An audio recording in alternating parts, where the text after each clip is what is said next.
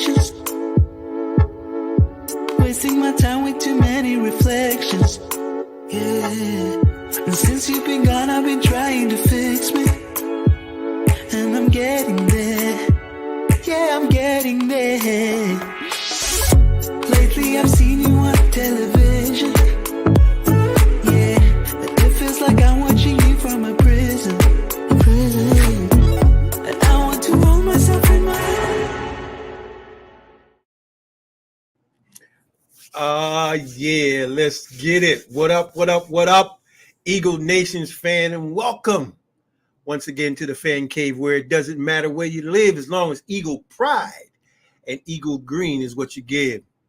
Yes, I am your host, OGP, and you know the deal. It's time to get real. You see the ticker underneath the broadcast, and you see the thumbnail, so you know it's time to show one more video. Please like, subscribe, share, and hit the notification bell. And as you can also tell underneath, if you have any questions, comments, or concerns, you can find the underneath tickering underneath the page. You can see our Gmail account, which is Eagle Nations Fan Cave at gmail.com. Listen, you know, I hear so much talk about what our Eagles team did. Now, first of all, I need to say this. We're 5-0. We're 5-0. That's all. That's the main objective, is that we are 5-0. But there are some things that we need to really address as a team, as fans, and as a fan base. First of all, I want to talk about this every player gets a trophy culture that our coaches that coach the Philadelphia Eagles seem to have grown up that has a lack of killer instinct. They don't seem to have the killer instinct when it comes to play calling or play design. I mean, it just doesn't seem to be there. They seem to lack the intestinal fortitude, that killer instinct that we should have as a team, and what Philly defense has always been accustomed. I'm just really disappointed in how we played. The defense seemed to be scared of Kyler Murray, the way that they played. And the offense seemed to be intimidated by Buda Baker by not willing to go across the middle. Always on the wings, always not across the middle. Seemed to be intimidated. We didn't see much as far as in the way of slants across the middle of the field. And we didn't test the middle of their defense. We didn't. Bothers me. The other thing that really bothered me about yesterday's game. Now, listen, our coaching seems like a little wusses, man. I mean, I hate to say it like that, but especially on our defensive end, we're lacking the meanness necessary that I think that should be shown. So listen, I'm hoping that we can fix that as we move forward. Next thing is poor tackling. I don't know what's going on with this tackling, in that our guys are missing first tackles with that should be for loss. They should be getting tackles for loss, and they're not. They're missing these tackles, and these guys are getting yardage after they should be down, and it bothers me to no end. Poor tackling. The coaching inexperience to me is beginning to show up, and here's how it's beginning to show up. You know, in the beginning of my, I said that I think that what I thought was them taking their foot off the pedal seems to be something that's more serious. And here's what it is. I think what it is our failure to. First of all, they have lack of experience, and because of that, they don't have the experience of making mid-game adjustments. They don't have the experience. They don't have the know-how on how to make the kind of adjustments in the middle of the game that would bring us out of the halftime and have us be able to move forward. They come with a game plan, and that's it. It doesn't seem to take any shape, form, and to fit the uniqueness of the situation in the game that we're playing. If they come at the beginning of the game and they're going to focus like yesterday, their focus was Goddard, on the tight end Goddard. Dallas Goedert was the focus, and primarily was the focus for the most of the game until the very end, into the third quarter and into the fourth quarter.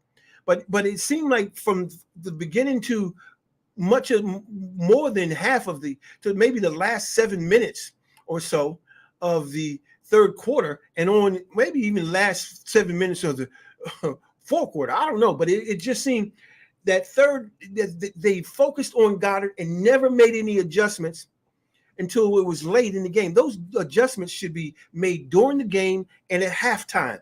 And I don't see that happening. And I think that has a lot to do with showing our coaches' lack of experience to be able to do that.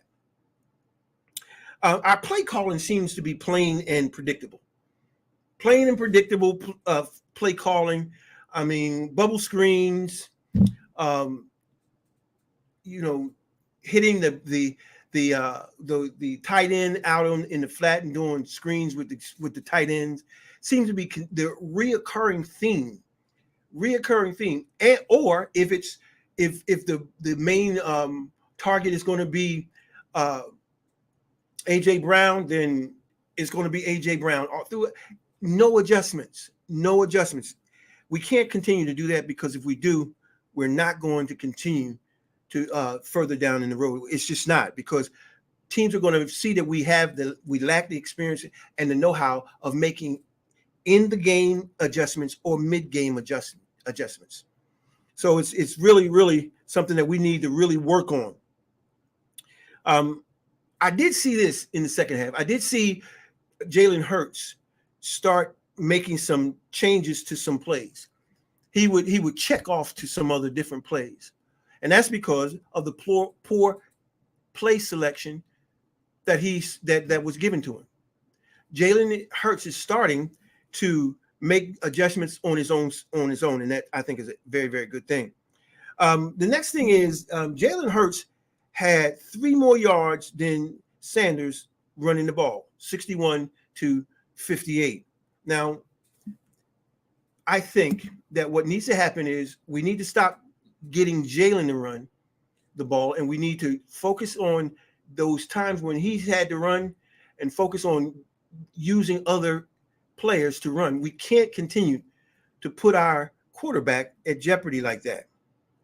One of the things that I think that showed the inexperience, I want to go back to that a little bit, was in the fourth quarter, the call I think it was like a 17-play drive, and we were down inside the 5, and the call to pass the ball to Quez Watkins just before the field goal was a terrible play. We had been running the ball most of the plays of that 17 play drive. 13 of them was running the ball, and running the ball got us down there, but we passed the ball. Look, it kind of reminded me of the Seattle Seahawks in the Super Bowl when Russell Wilson passed the ball and got it picked off instead of at the goal line, instead of giving the ball to Marshawn Lynch. I know we keep trying to blame Russell Wilson, but Pete Carroll is to blame for that and should have been fired. Okay, so listen. So we should have stayed with the running game more, without question. We should have started with a running game. I mean, because we had a running back that had a hot hand. He had 134 yards in the game prior, and in the first half of yesterday's game, I think he had 15 yards on 5 carries or something like that. That's terrible. That's terrible. It's no way that a guy that we should be starting with the running game, not with the passing game. But these young coaches today are so enamored with throwing the ball that they fail to realize that running the ball sets up the play action and opens up the passing game. And what we have Miles Sanders, who I think, well, I don't have to think. Statistics show that he's one of the top 3 running backs in the NFL, and we're not using him like we should. I think he had like 15 carries, something like that. He had less than 20 carries yesterday, but he had 27 last week. But yet I think he had 15 yesterday. It doesn't make sense.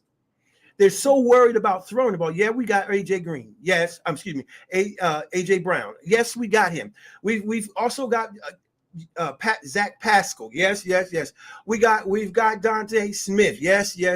We got Dallas Goedert. Yes, but to set those guys up, we've got to run the ball.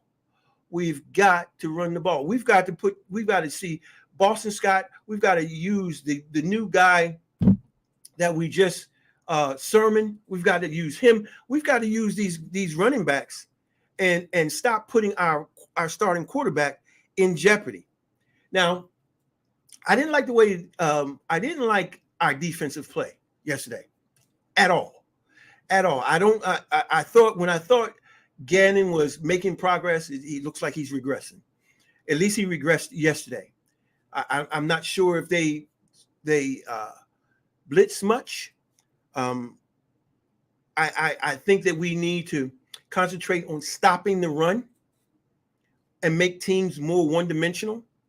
And you do that by stopping the run and making them throw the ball. But, I mean, it's not happening. We had a poor game. Our front seven had a poor game yesterday. Poor game. And I was disappointed. But even though and here's another thing that bothers me about our defense. We're playing this shell defense that bend and don't break mentality that is really, really going to set us up because it's for failure. It's not Philly football. It's never been Philly football. It may work somewhere else, but it's not. It's this, once again, I'm telling you, it's this every player gets a trophy mentality. That's what it is. But that's not how we play football in Philly. That's not how we do it. That's not how the Eagles play football. We don't play, everybody. Oh, we don't want to hurt nobody's feelings. We don't want to get too far out of the way and let them. We don't want to hurt nobody. Look, we play savage football in Philly. Savage football. Listen, I think that Dante Smith he really played well, but he was taking some hard hits. He's too small to continue to take those kind of hits. He shouldn't be taking those kind of hits. All these wide receiver screens, so predictable, and as a result, he was taking big shots. Now, yes, it was an ugly win. Ugly wins are allowed. Yeah, you have to experience those too. And so with that, I'm not upset. We won, but I'm not seeing the progression. We need to be making progressions, especially in the second half. I'm not seeing it offensively in the second half. We're not getting better. Sure, we have ugly wins, but we're not getting better. Not in the second half. Now, I believe that part of a dynasty is that you have to go through some things, and it's like a training progress. But even in the training process, it's just got to be continued progress.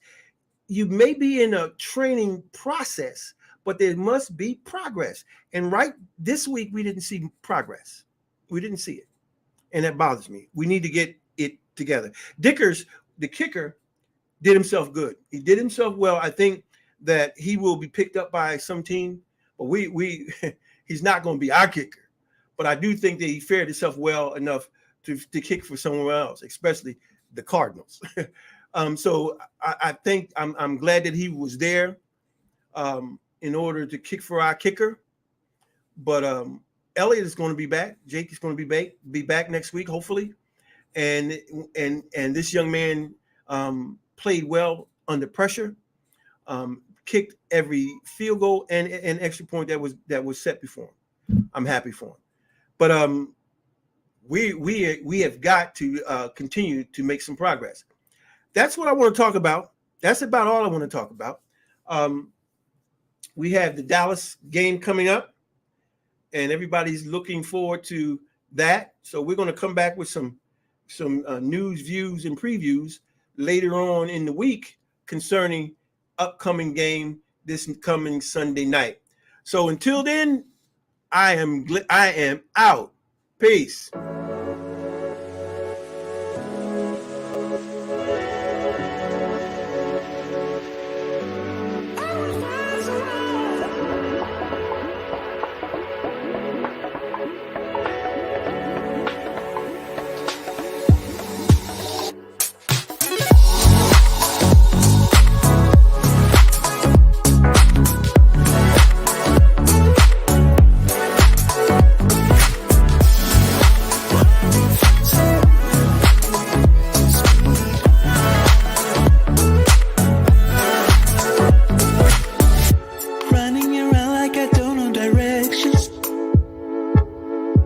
Wasting my time with too many reflections.